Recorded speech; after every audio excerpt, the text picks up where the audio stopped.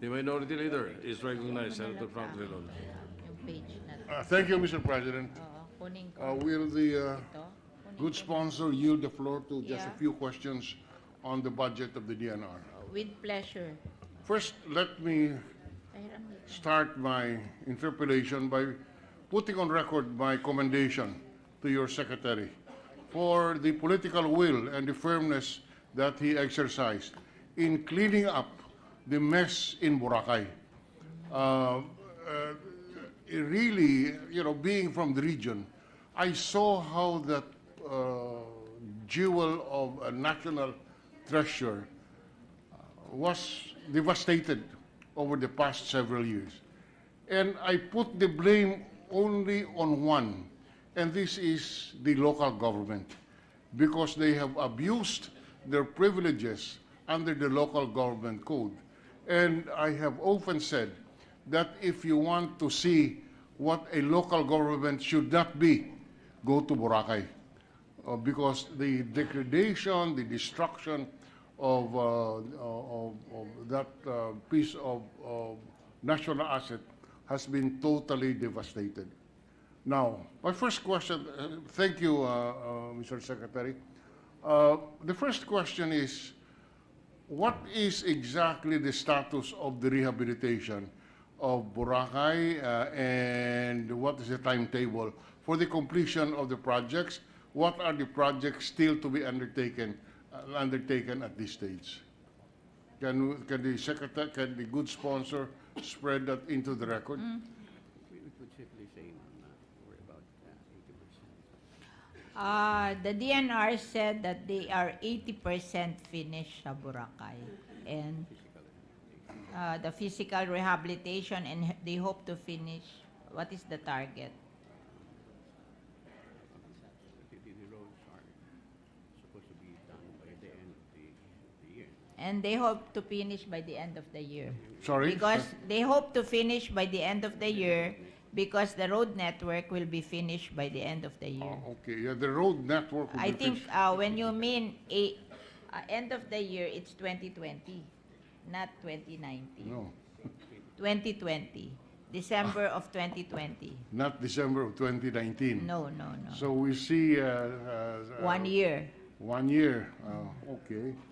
And we would expect that in 1 year's time, everybody will follow the designated boundaries, because up to now, Boracay is not covered by the torrent system, except for a few lots which are titled legitimately under our torrent system. Otherwise, the rest are just tax declarations. So it is extremely difficult to set boundaries.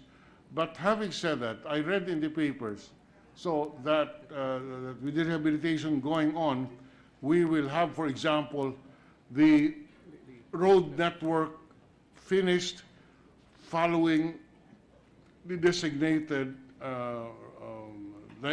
dimensions for the road. Is that a correct assumption, sir, ma'am? Yes, sir. And that will be finished by December 20? 2020. 2020. And the road will be cleared of all obstructions. Yes, Mr. President. The cadastral survey has been completed. Okay, so the they will cadastral, know where to build the roads. so the cadastral survey has been completed. Completed, yes. Has it been declared? Has there been a presidential declaration that is a disposable land, public land? Because there was a presidential proclamation. 1064. Presidential Proclamation 1064. 1054. 1064. And substantially, what does it provide, Madam Sponsor?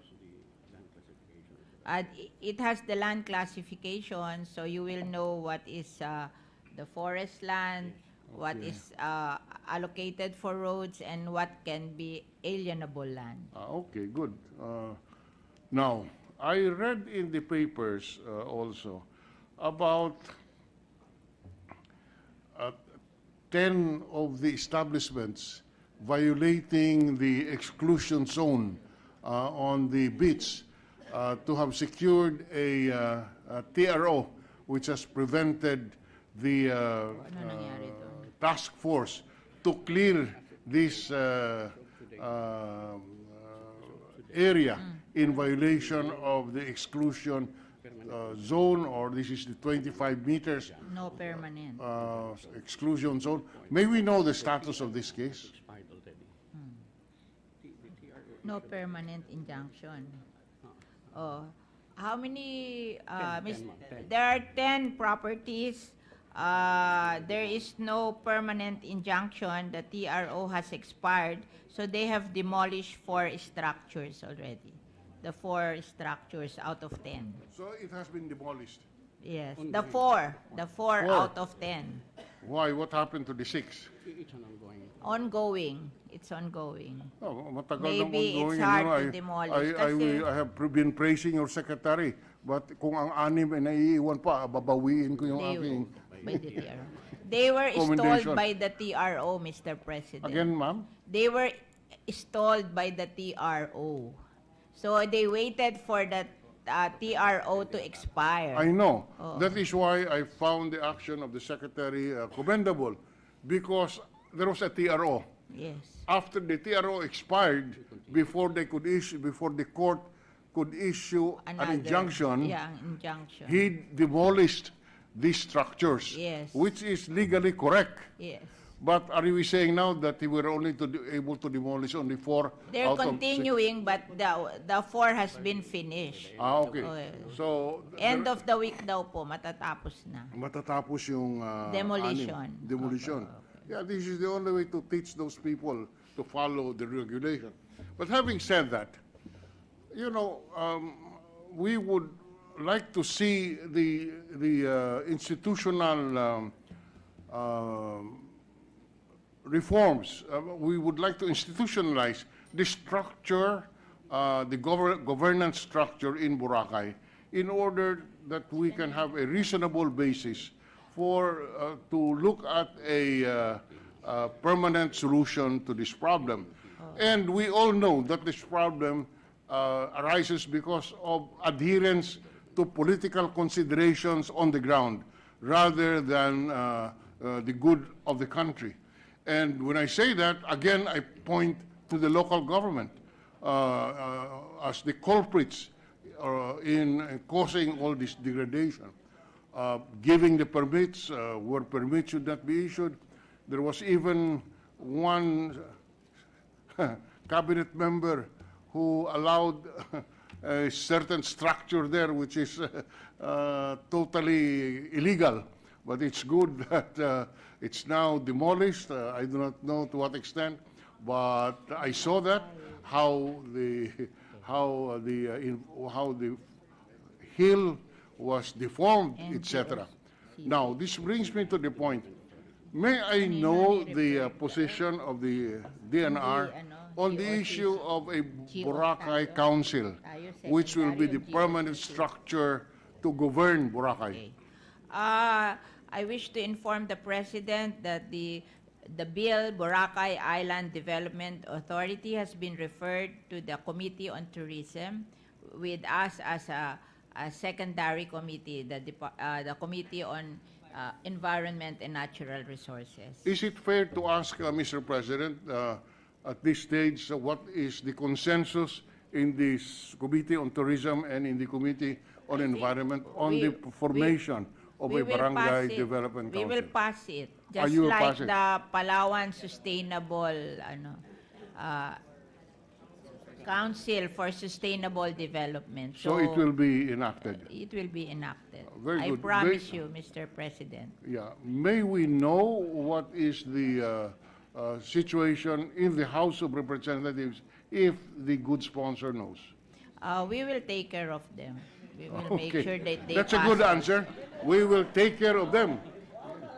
With that You know- answer, yeah, what? No, it's really like that. We have to lobby in the House, so we will have a counterpart bill. Yeah, okay. So We have been doing that all the time. I am glad that the good sponsor clarified what we will take care of House. means.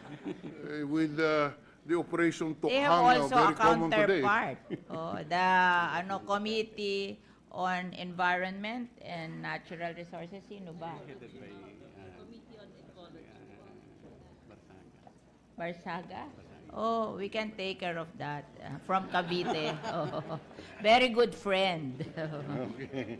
Well, you will take Barsaga it. daw eh. It's Who is this Congressman Barsaga.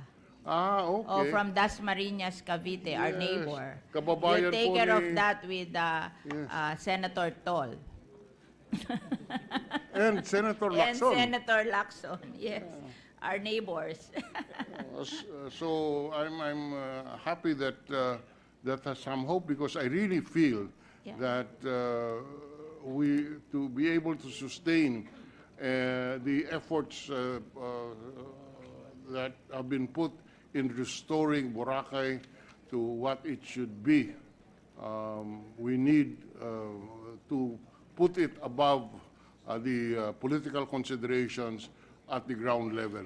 Otherwise, we can never be able to improve our situation there. Mr. President, we feel the same. Yes, thank you. Now, on another topic, the road users tax. All right. It has been transferred to the... When there was under the law a certain portion of the road users tax,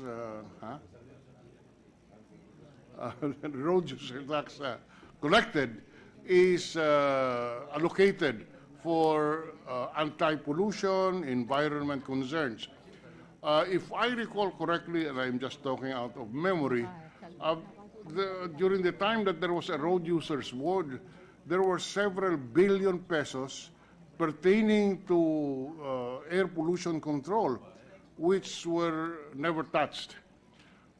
May we know, first, can the good sponsor spread it into the record, after we abolished the road board, what happened? Who now administers this fund? Because let me emphasize that as far as I know, the road users tax was not abolished.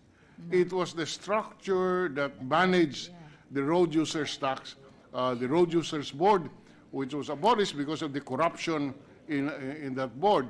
But the road users tax continues to be collected, and I assume the earmarking for the use is still valid. Yes. Under Mr. those Pre- premises, may we know what is the balance of the road the users tax pertaining to the environmental concerns? Mr. President, the road users tax management was transferred to the Department of Public Works and Highways. And they haven't received anything yet. So maybe they should inquire what is the entitlement of the, because I think they're just transitioning this year. Yes, in our law that we passed, indeed, the road users tax proceeds would be now administered by the Department of Public Works. And Highways. But we would like to inquire from the good sponsor and from the bureaucracy of the DNR what happened to the portion which pertained to the pollution. Wala kayong anti-pollution measures. Ano na ho ba nangyari? Malaking pera po ito. They said, Mr. President, that the anti-pollution provision of the road users tax was given to the DOTR, not to LTO, not to DNR. I think it's okay. pollution in the cities, especially Metro Manila. So it is now the DOTR who is supposed to administer this? Yes. But okay, so it is not with... Maybe the DNR can appeal, no? No, Pero ma'am, it we has have to- always been DOTR. Okay, I'm sorry for that misimpression. But having said that, would the good sponsor know how much is the amount that has been accumulated over the years? on this anti-pollution portion of the road users tax, I recall is very substantial. Okay. The balance of the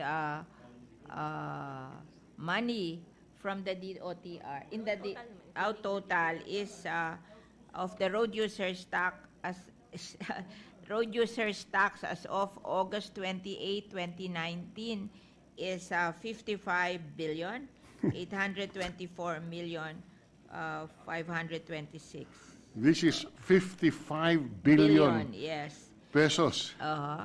And we And the balance DOTR is 10 billion 842 million, and the balance special road safety is 3 billion 829 million.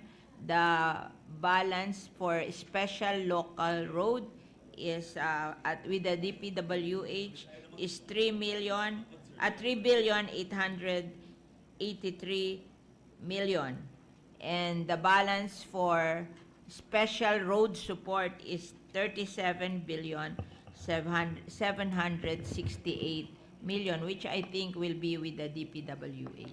So where is that All lodged? three, the special road support, special local road, and special road safety would be with DPWH, and the pollution control is, which is 10 billion 842 million, is with DOTR. So, those are the functions. Where is Yeah.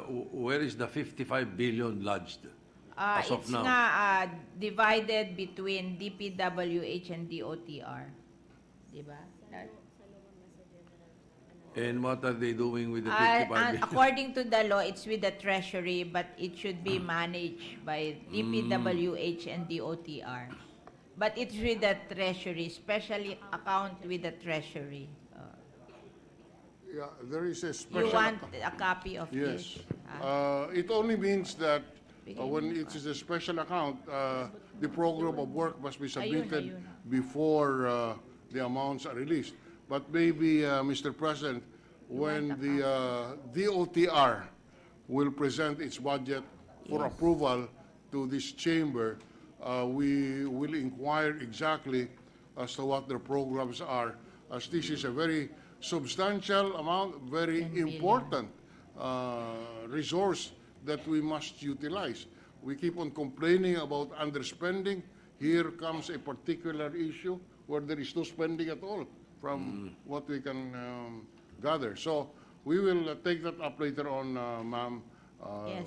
It's I that- think if we have 58 billion, it's divided into 4 projects.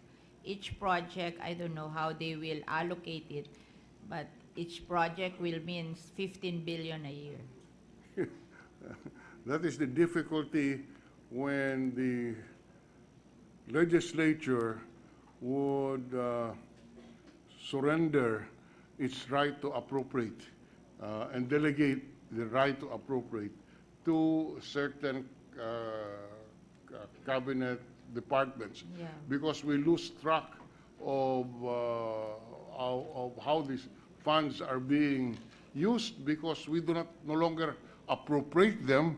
We have delegated that function to the DNR, I'm sorry, to the DOTR and and DPWH in this regard. But- All of us are in the dark, and the people are in the dark how these funds are being used, and therefore may we request our LBRMO to request DPWH and DOTR to submit a report to this chamber as soon as possible before we take up the DOTR budget, so that we will be able to examine the usage of these funds. Thank you. Mr. President, I think we should exercise our oversight function. We should remind the Committee on DPWH to watch over the fund with DPWH, and the Committee on Transportation and Communication to watch over the pollution control with DOTR. I concur with a good sponsor, but the first thing we should do is to find out what we should supervise, and Yeah. that we will know that by first getting a report as to how much the funds are, what is the use, how much have been used, et cetera, et cetera. Maybe So, we should get a yearly report. uh, Maybe, we'll- Mr. President, we get a yearly report on Yes. how much was collected and how it will be used. Yes. So we'll take that up when we take up the budget of the DOTR. With that request, Mr. President, we have no further questions on the DNR budget. Thank you very much for the patience of the good sponsor Thank you in very answering our much questions. also.